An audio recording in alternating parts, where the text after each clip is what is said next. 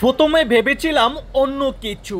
এখানেই আপনারা দেখতে পাচ্ছেন এক নারীর সাহস দেখে রীতিমতো সবাই অবাক হয়ে এখানে দাঁড়িয়ে দাঁড়িয়ে বিষয়টি দেখছে।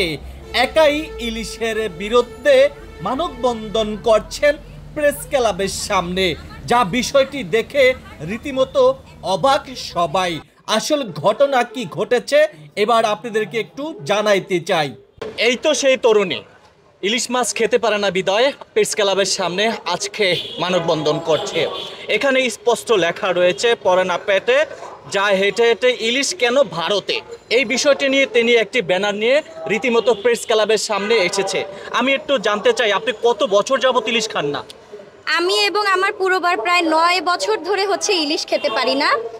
দেখা যায় অনেক কষ্টে কোথাও যদি কেটে ইলিশ বিক্রিও করে, তাও এক পিসও যে সেখান থেকে নিয়ে খাবো সেটাও সম্ভব হয় না, কারণ এক পিসের দামই থাকে 200 থেকে 250 টাকা। তো সেই কষ্টটা থেকে আজকে দাঁড়িয়েছি যে আমার দেশের একটি সম্পদ আমি খেতে পারছি না, বা আমাকে কিনতে হচ্ছে। এখনও এই দেশ বাংলাদেশ দ্বিতীয় স্বাধীনতা পেয়েছে, আমরাই এনেছি ছিনিয়ে, তারপরেও আমরা এখনও পাতে ইলিশ ফেলতে পারছি না। তো সেই কষ্টটা থেকে আজকে দাঁড়িয়েছি যে আমাদের কথাটা আসলে কেউই ভাবে না। আমরা যে মধ্যবিত্ত এবং যারা নিম্নবিত্ত আছি তাদের কথাটা আসলে কোনো সরকারই কি কখনো ভাববে না? সেটা এখন তো অন্তর্বর্তীকালীন সরকার, আমাদের বাক স্বাধীনতাও রয়েছে। তো ওটাই আমি আর কি বলতে এসেছি যে আমাদের একটু থামাচ্ছি। এই নারীর সাহসটা দেখুন, এই নারীর সাহস কত বড় দেখুন। তিনি একা হয়ে ইলিশের বিরুদ্ধে, কিন্তু কেন ইলিশ ভারতে যাবে? আপনি সাহস কি করে হলো একা প্রেস ক্লাবের সামনে মানববন্ধন করছেন, তাও আপনি একজন নারী হয়ে? মানে সাহসটা দেখে রীতিমতো অবাক হয়ে গেলাম। আচ্ছা, ধন্যবাদ ভাই আপনার প্রশ্নের জন্য। এখানে আমি একটু বর্ণনা দিতে বাধ্য হচ্ছি আপনার প্রশ্নের জন্য। আমি এই প্রেস ক্লাবে আজকে থেকে নয়, বিগত ফ্যাসিস্ট সরকারের আমল থেকেই 2022 থেকেই আমি দ্রব্যমূল্যের ঊর্ধ্বগতি নিয়ে এবং বিভিন্ন সমসাময়িক যে বিষয়গুলো আছে, যেগুলো আর কি আমার চোখে দৃষ্টিকটু লেগেছে, সেগুলো নিয়ে আমি দাঁড়িয়েছি এখানে। কিন্তু তখন ওই সরকার ওভাবে প্রচার করতে দেয়নি বিধায় প্রচারটা ওভাবে হয়নি। আর সাহসের কথা বলছেন, বরাবরই আমি একটু ছোট থেকেই একটু বেশি সাহসী, এবং সত্য কথা বলতে আমি সবসময় নির্ভীক। কারণ আমি বিশ্বাস করি যে কোনো কিছুকে কি বলে জোরপূর্বক যদি আমি গ্রহণ করে, সেটা আমি গ্রহণ করতে পারছি না, তারপরেও আমি নিজের ভেতরে গ্রহণ করে আমি মরার মতো বেঁচে আছি, তার থেকে আমার সামনে এসে আবু সাঈদের মতো বুক ফুলিয়ে গুলি খেয়ে মরে যাওয়া ভালো। এবং সেই কারণে কিন্তু আমি গত 19শে জুলাই থেকে রাস্তায়, আজও আমি রাস্তায়, আপনারা দেখতেই পাচ্ছেন।